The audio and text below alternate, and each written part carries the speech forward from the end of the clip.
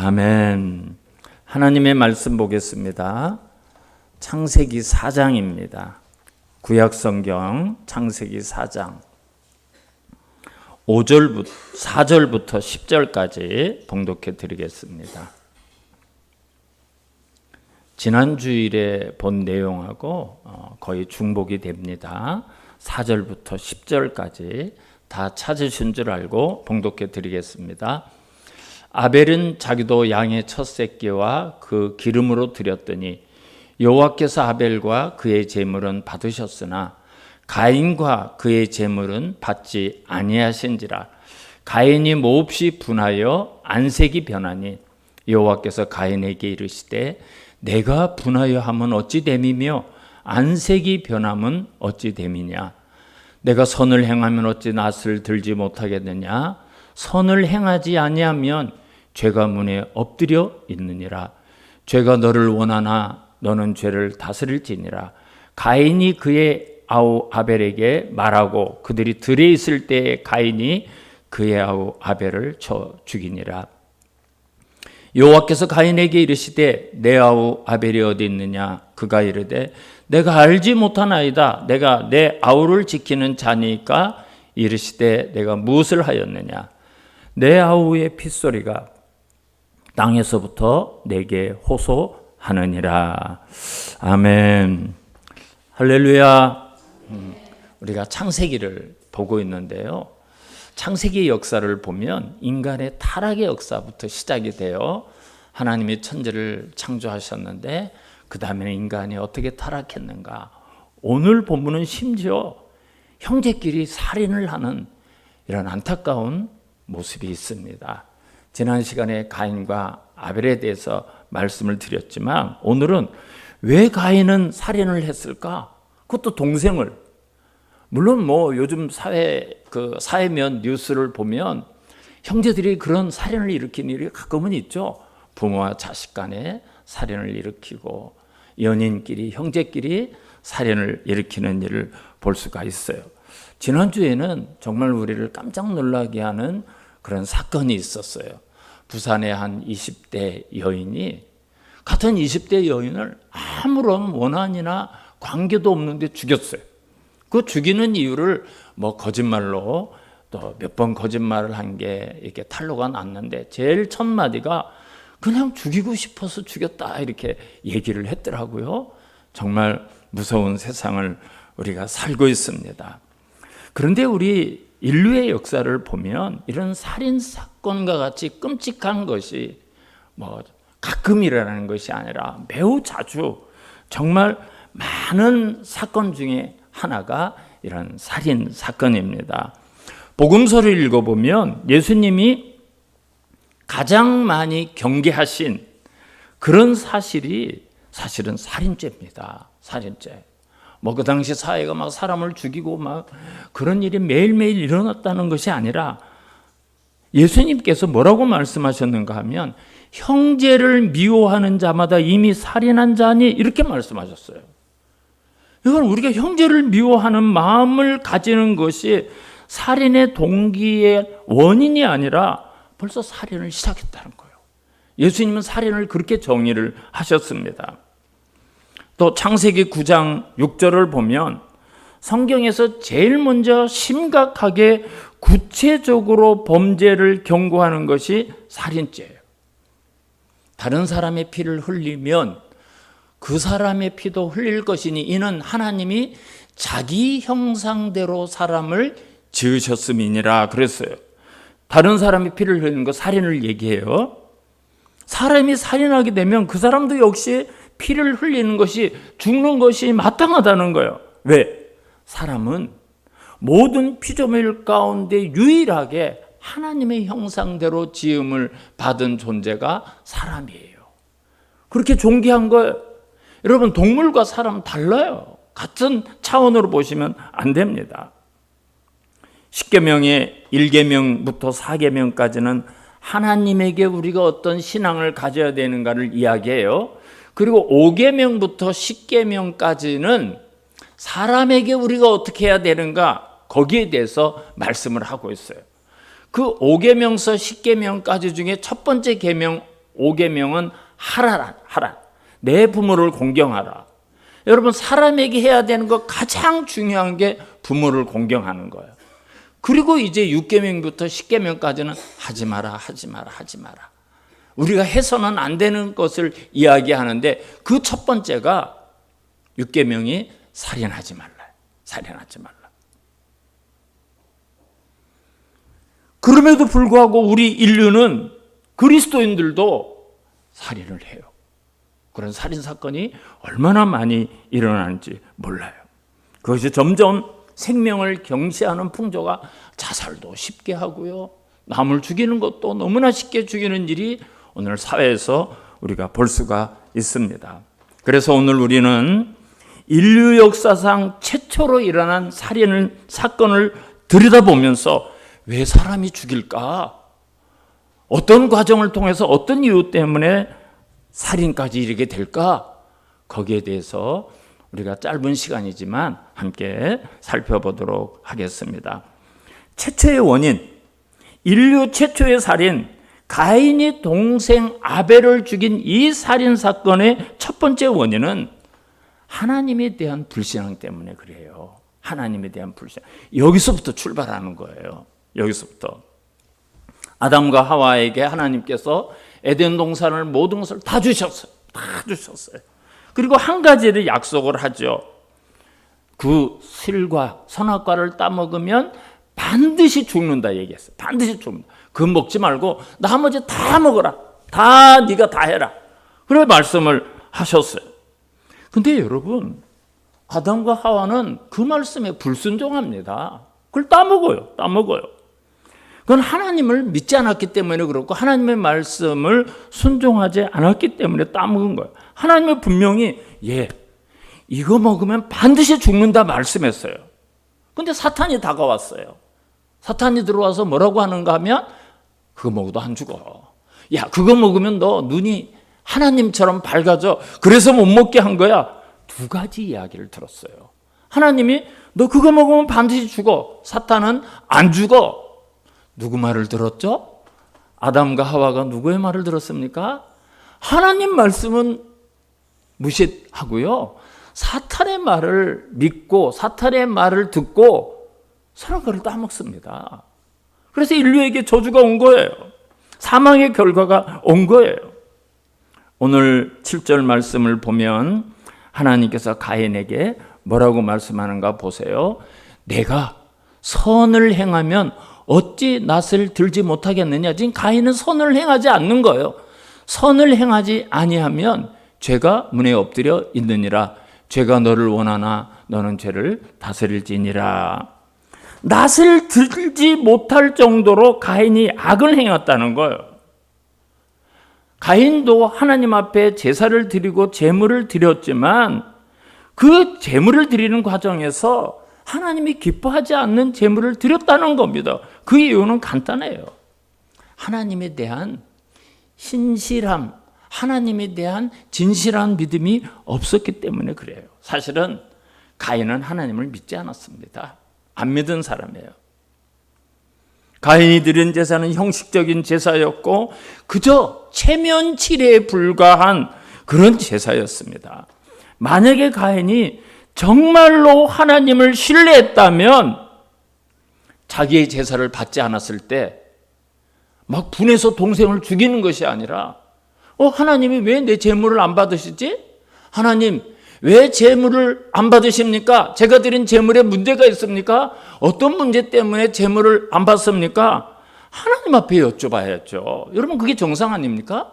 그게 정상이에요. 그게.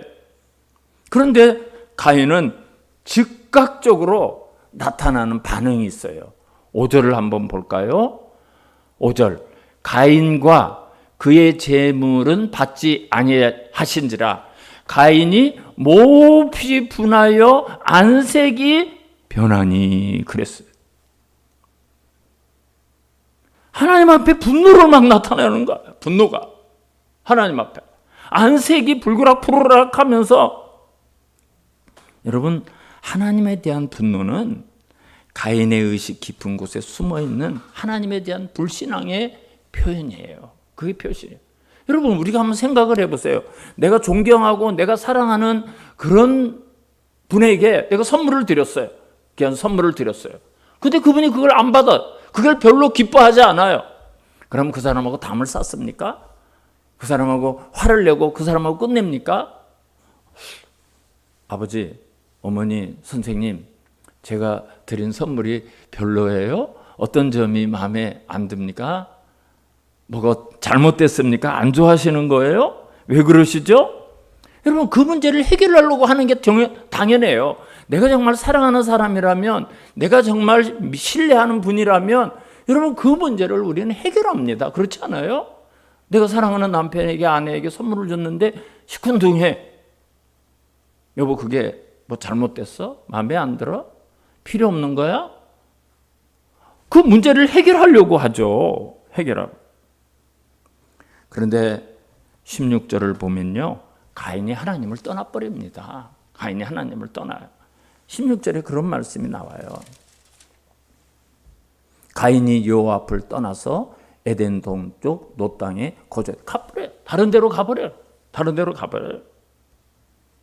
더 이상 하나님 앞에 있지 않고 하나님을 떠나서 살겠다고 가버립니다. 마태복음 15장을 보면 한 가나안 여인이 예수님을 찾아와요. 선생님, 내 아이가, 내 딸이 죽게 되었습니다. 내 딸의 병을 좀 고쳐주세요. 그런데 예수님이 대꾸도 안 해요. 쳐다도 안 봐요. 평상시에 예수님은요, 누가 뭐 부르짖고 뭘 부탁하고 간청을 하면 잘 들어주셨는데 예수님이 대꾸도 안 하고 반응도 없어요. 그러니까 제자들이 민망해서, 선생님, 저희 여인이 지금 계속해서 자기 딸을 살려달라고 막 간청을 하는데요, 예수님 어떻게 좀 해보시죠. 그래도 예수님이 대꾸도 안 하시는 거예요. 여러분, 마태복음 15장에 그런 내용이 있어요. 그러니까 이 여인이 포기하는 것이 아니라 다시 예수님 앞에 와서 다시 막 간청을 하는 거예요. 그때 예수님이 뭐라고 말씀하시는가 하면, 자녀의 떡을 개들에게 던짐이 마땅하지 아니하니라. 여러분, 그 여인을 개로 취급하세요. 예수님이 자녀의 떡을, 자녀에게 줄 은혜를 개들에게는 줄 필요가 없다. 개들에게는 안 준다. 모욕 중에 모욕, 정말 사람을 개 취급하는, 평소에 예수님답지 않은 그런 말씀을 하셔요. 이 여인이 화를 내고 가버렸습니까? 여인이 예수님에게 욕을 하고 가버렸습니까? 예수님에게 부탁하는 걸 포기하고 딸을 살리는 것을 포기했습니까? 아니죠. 이 여인은 뭐라고 얘기하는가 하면, 옳습니다. 선생님, 옳습니다. 하지만 개들도 제 주인의 상에서 떨어지기는 부스러기를 먹지 않습니까? 그 부스러기의 은혜라도 저에게 주십시오. 이 여인이 그렇게 예수님에게 얘기를 해요. 그때 예수님이 뭐라고 말씀하십니까? 여자여, 내 믿음이 크도다.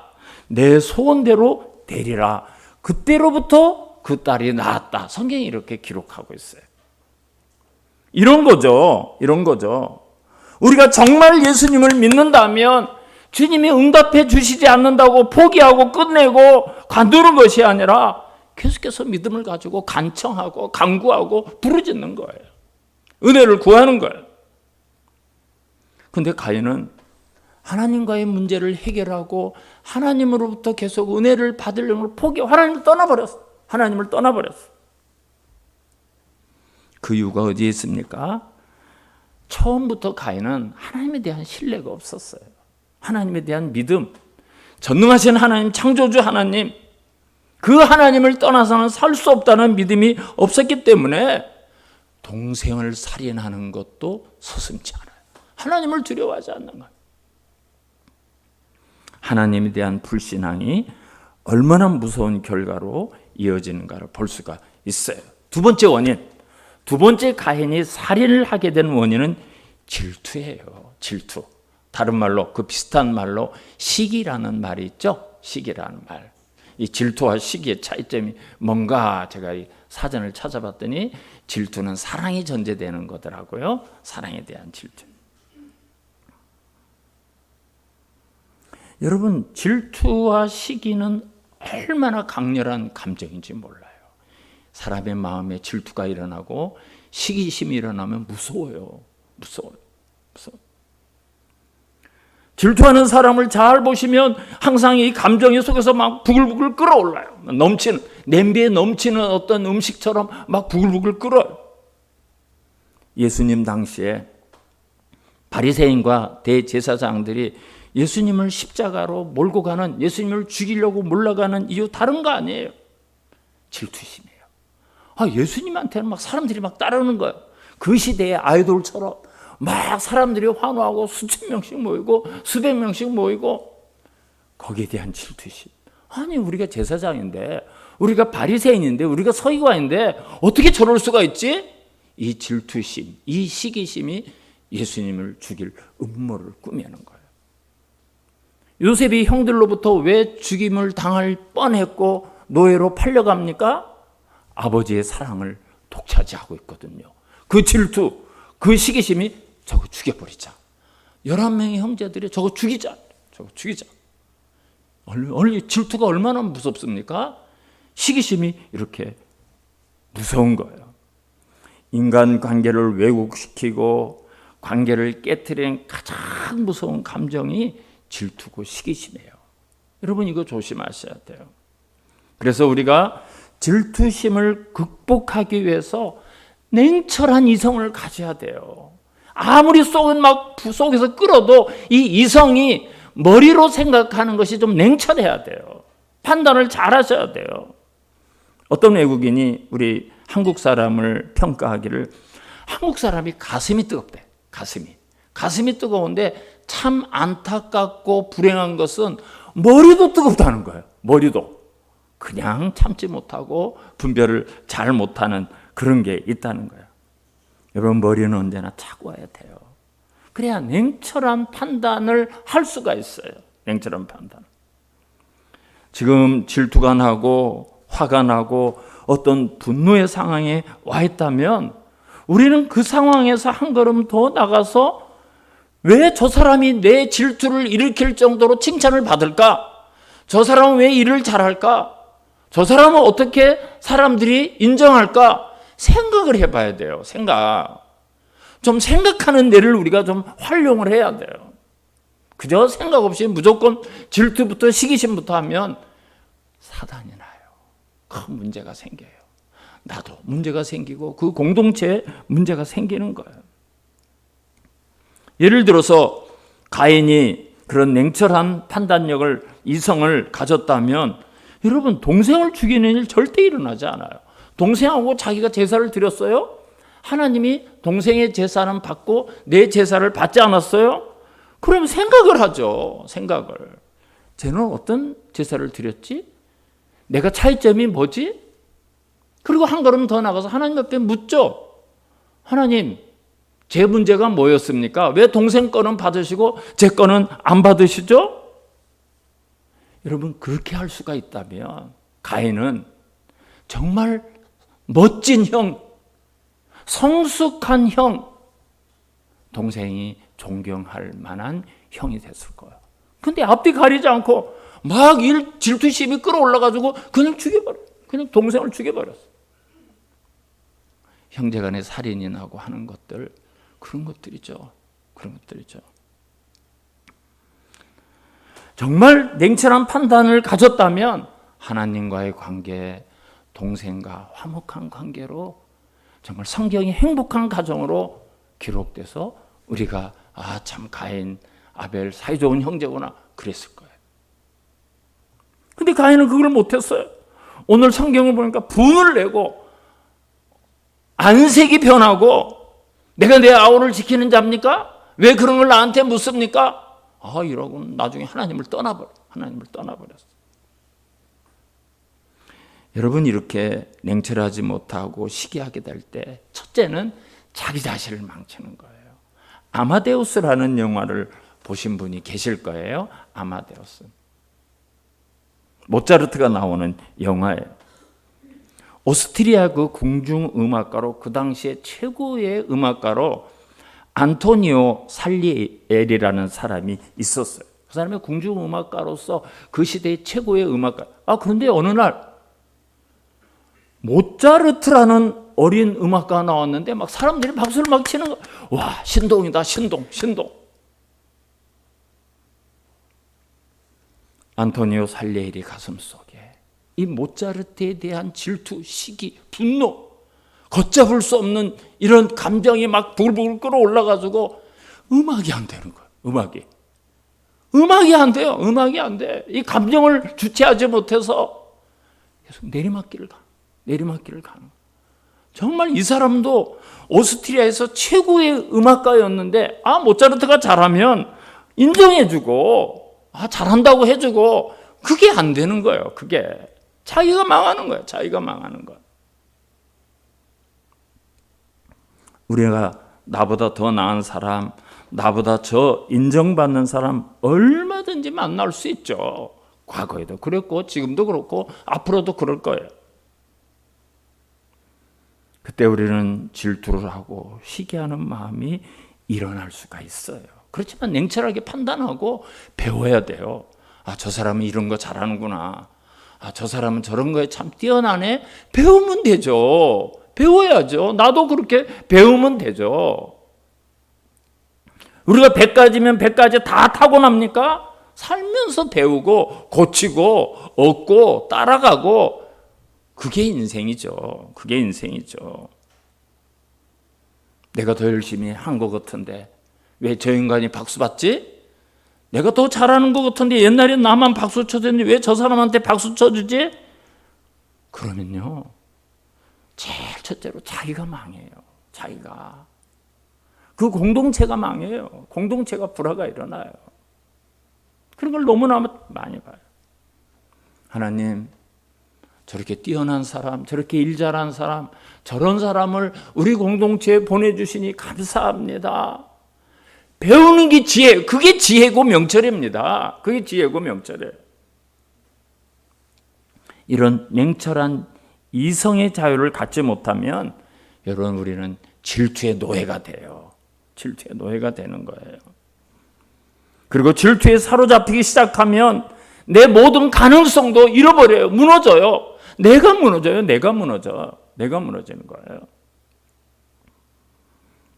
세 번째로 가인이 살인을 하게 된 원인은 분노 때문이에요. 분노. 더 정확히 말씀드리면 분노 그 자체가 아니라, 분노는 누구나 다 알 수 있어요. 저도 분노를 하고 여러분 분노 안 하고 사는 사람 없습니다. 그 분노를 다스리지 못해서 그래요. 6절을 한번 우리 다시 볼까요? 오늘 본문 6절. 여호와께서 가인에게 이르시되 내가 분하여 함은 어찌 됨이며 안색이 변함은 어찌 됨이냐 그랬어요. 여러분, 얼마든지 사람은 분노할 수 있습니다. 화내지 않고 어떻게 삽니까? 이 세상에서 평생 화를 안 내면 그 장애인이에요. 그 문제가 있는 사람입니다. 화나죠. 화나는 일이 얼마나 많아요. 차 몰고 가면 막 화가 몇 번 나죠. 나요. 이웃에 있는 사람이 말도 안 되는 행동을 해요. 그 막 분노가 막 나요.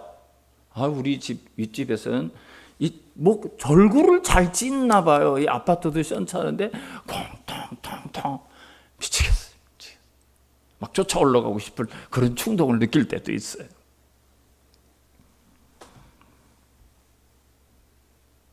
그러나 성경은 우리에게 말합니다. 에베소서 4장 25절을 보면 분을 내어도 죄를 짓지 말고, 분을 내도 죄를 짓는 데까지 가면 안 돼요. 해가 질 때까지 분을 품지 말라. 바로 삭해야 돼요. 이걸 품고 자다 보면 잠자리에서 막 증폭해요. 분노가 막 증폭해요. 그래서 막 위층으로 쫓아 올라갈 수 있고 옆집으로 쫓아갈 수 있고 나와라 이래가지고 사건이 일어날 수 있어요. 여러분, 분을 내어도 죄를 짓지 말고 해가 질 때까지 분을 품지 말라. 성경이 이렇게 기록된 것은 그리스도인들도 얼마든지 분을 낼 수 있다는 거예요. 우리는 그런 분노 가운데 산다는 이야기예요.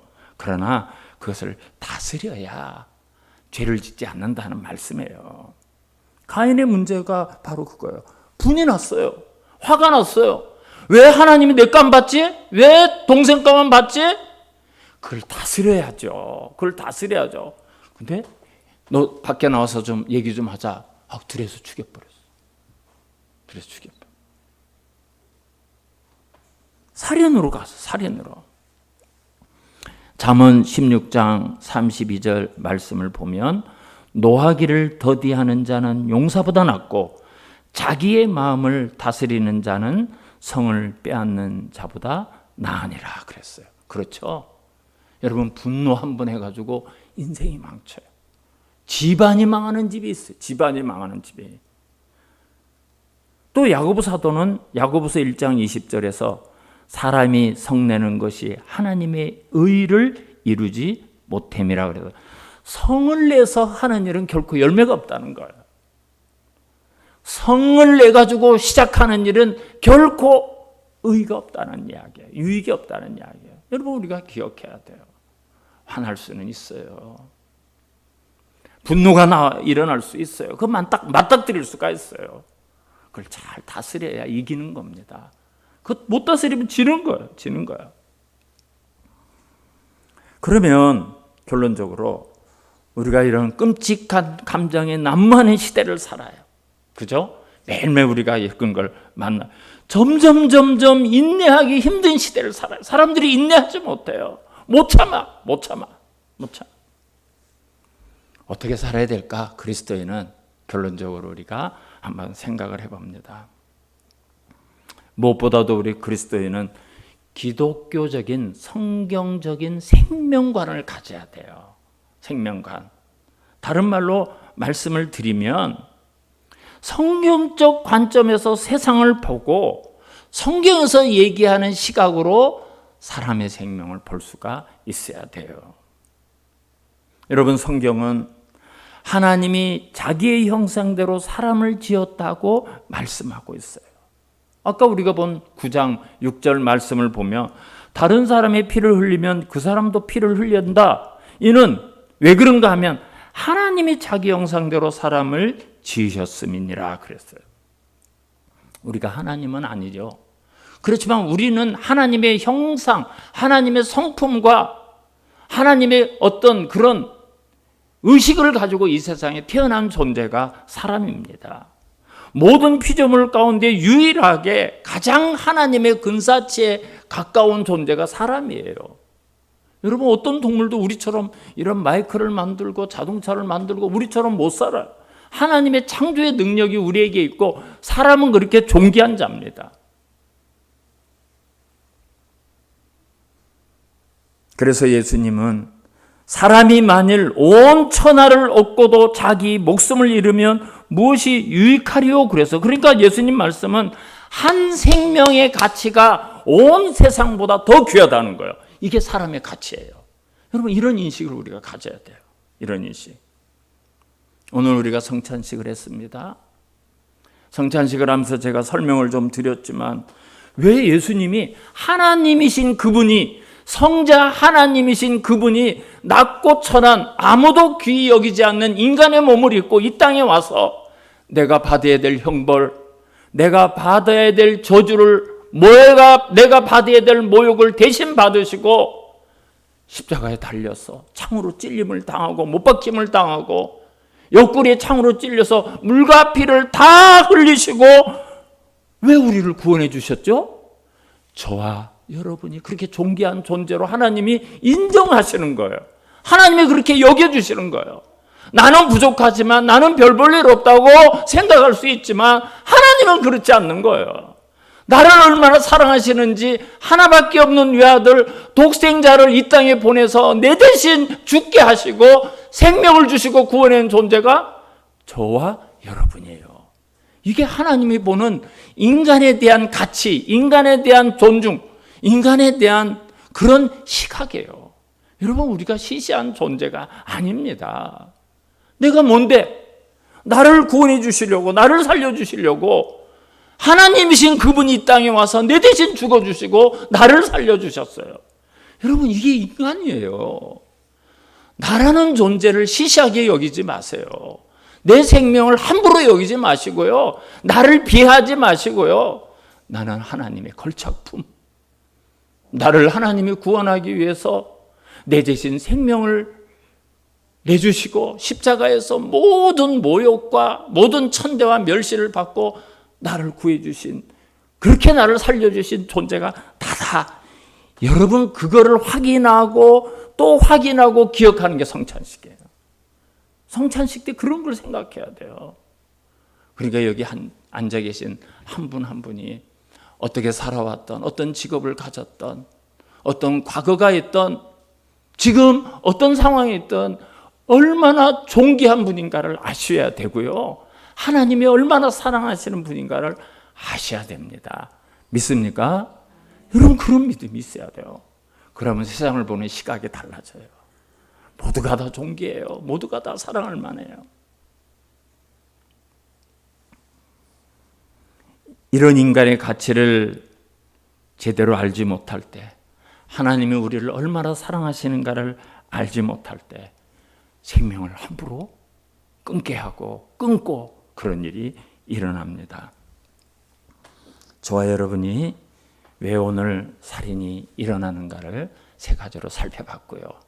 우리가 어떻게 이 생명을 소중하게 존중하고 보존하고 여겨야 되는가 말씀을 드렸습니다. 말씀을 잘 기억하시고 나를, 그리고 우리 가족을, 내 이웃을 천하보다 귀히 여기는 마음을 가지고 아름다운 삶을 살아가시기를 주님의 이름으로 축원합니다. 우리 다 일어나셔서 520